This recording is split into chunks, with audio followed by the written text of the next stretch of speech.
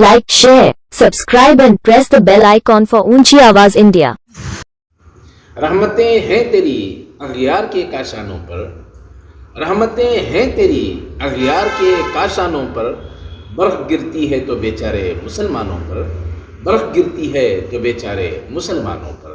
हज़रत अल्लामा इकबाल का ये शेर अपनी जगह मुसल्लम, लेकिन हालात के तनाजुर में अगर जायज़ा लिया जाए तो हर जगह आज मिल्लत इस्लामिया की जो हालत है और मिल्लत इस्लामिया के साथ जो नारवा सलूक हो रहा है वो किसी से मख्फी नहीं। इस सिलसिले में कि मिल्लत इस्लामिया को हमेशा करेपात की तरह इस्तेमाल किया गया और जहाँ जब ज़रूरत पड़ी मिल्लत का इस्तेमाल हुआ और फिर उसके इस्तेहसाल का आगाज़ हो गया।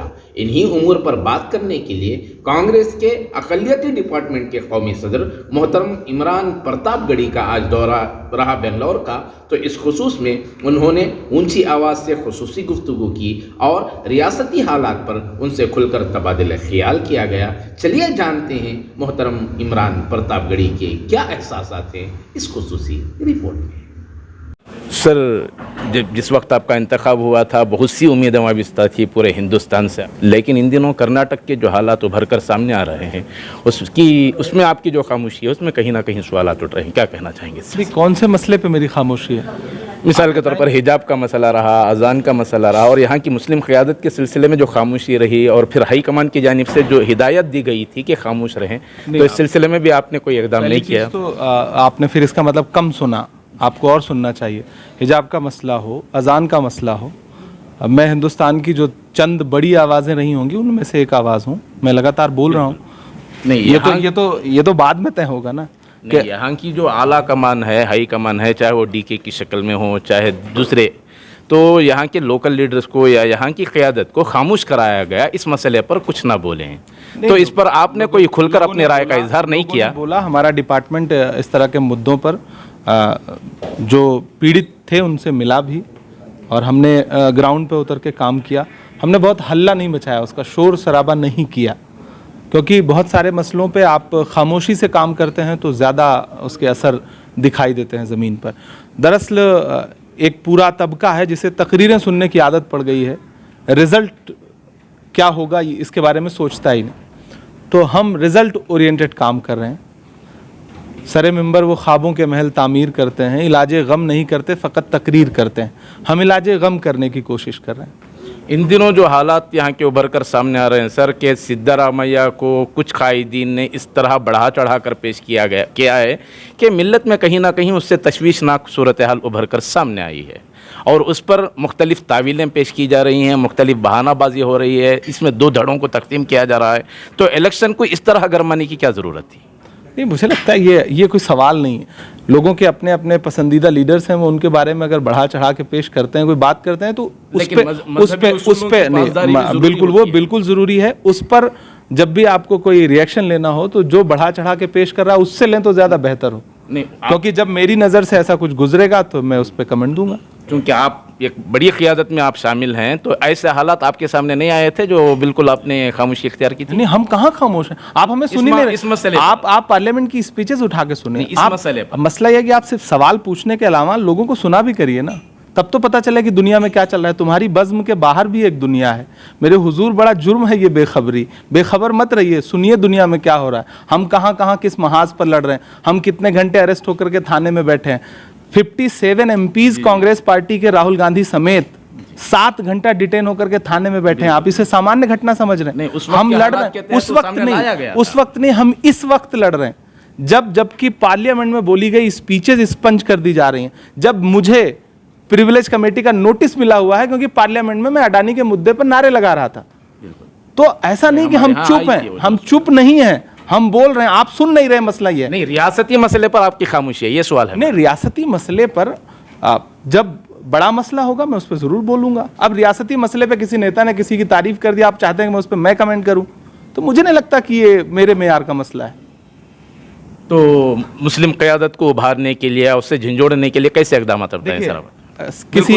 किसी एक मुस्लिम क़यादत या फिर गैर मुस्लिम क़यादत या फिर बाकी कम्युनिटीज़ की क़यादत, कांग्रेस पार्टी का काम है सबको लेकर के चलना, हाशिए पर मौजूद हर कम्युनिटी को रिप्रेजेंटेशन देना, पॉलिटिकली भी सोशली भी। कांग्रेस पार्टी वो काम करेगी, उसमें पीछे नहीं रहेगी।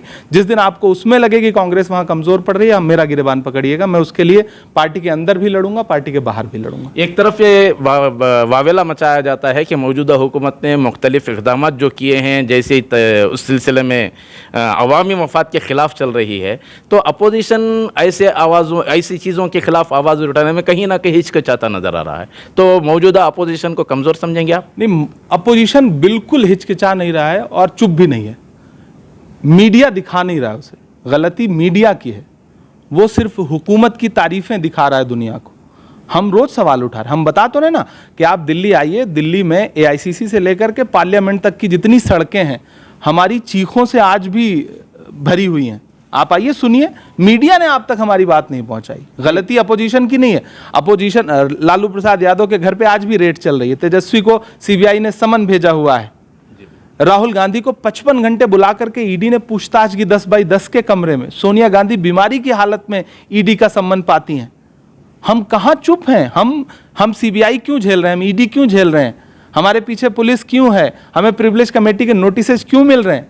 राहुल गांधी को प्रिविलेज कमेटी का नोटिस मिला हुआ है, क्यों मिल रहा है? क्योंकि हम बोल रहे हैं, बस आप हमारी आवाज सुन नहीं रहे। इन मसाइल पर आपकी जो बेबाकी है, यकीनन सलाम आपकी बेबाकी को, लेकिन रियासती मसाइल में जिस तरह की क़यादत उभर कर सामने आना चाहिए था, इन मसाइल को जो फोकस करना चाहिए तो वो कहीं ना कहीं उसमें शिद्दत नजर नहीं आ रही है। लगता है कि हमारी खासतौर से कर्नाटक रियासत में ठीक ठाक मुस्लिम क़यादत है और उन्होंने माजी में भी अच्छा काम किया है और आने वाले दिनों में भी अच्छा काम करेंगे, मुझे पूरा यकीन है। तो मुस्तकबिल में क्या यहाँ की नुमाइंदगी को मजीद बढ़ाने पर कुछ इक़दाम होंगे? घर सजाने का तस्वुर तो बहुत बात का है, पहले ये तय हो कि इस घर को बचाएं कैसे। कर्नाटक पे बहुत सारी चीज़ें मुनहसिर हैं, तो मेरी सोच थोड़ी सी उससे आगे की है। आप रियासत से आगे की भी सोचिए। मैंने कहा ना, तुम्हारी बज़्म के बाहर भी एक दुनिया है।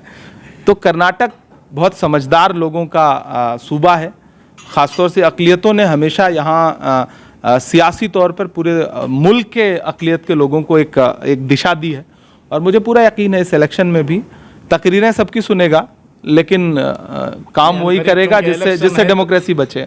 नहीं, इलेक्शन करीब है, तो इस सिलसिले में क्या नुमाइंदगी को बढ़ाने के लिए, इसलिए कि मौजूदा जो तनासुब है वो घटता घटता तकरीबन 7 पर आकर रुक गया है, तो इस तनासुब को बढ़ाने के सिलसिले में कुछ इक़दाम माइनॉरिटी डिपार्टमेंट की जो रिजल्ट आए उसी रेशियो में अक़लियतों की भी नुमाइंदगी का रिजल्ट आया, तो मैदान में उतरे तब कहीं जाकर ना हम कोशिश बिल्कुल उसके लिए हम कोशिश कर रहे हैं। बढ़ेगा वो। हमारा डिपार्टमेंट अब तक 45 कॉन्स्टिट्यूंसी में लगातार काम कर चुका है।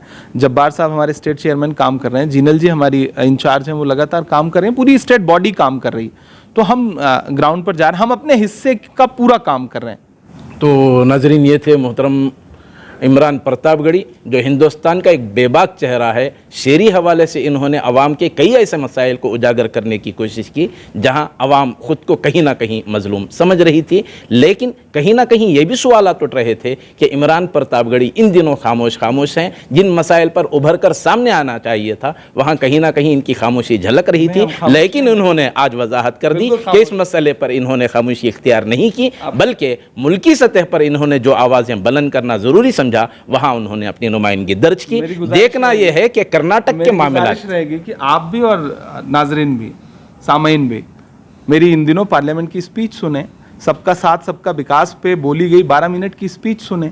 आपको समझ में आ जाएगा कि आप पहले होता क्या था ना, जब मैं शायरी के हवाले से बात करता था तो आपको अच्छा लगता था, तो आप उसको ढूंढ के सुनते थे। आप तकरीरें आप ढूंढ के सुनते नहीं है, मसला ये। तो ढूंढिए तो आपको पता चलेगा कि हम बोल रहे हैं। मैं इसलिए जिंदा हूं कि मैं बोल रहा हूं। दुनिया किसी गूंगे की कहानी नहीं लिखती, हम बोल रहे हैं, मुसलसल बोल रहे हैं और बोलते रहेंगे। तो बहरहाल कर्नाटक के हालात क्या हैं ये आने वाला वक्त ही बताएगा। नाजरीन, हमारी ये रिपोर्ट आपको कैसी लगी हमें ज़रूर इत्तला करें, और अभी तक आपने हमारा चैनल सब्सक्राइब नहीं किया है तो सब्सक्राइब कर लें और नीचे घंटी के बटन को दबाएं ताकि हर नोटिफिकेशन आप तक बराबर पहुँचे। शुक्रिया।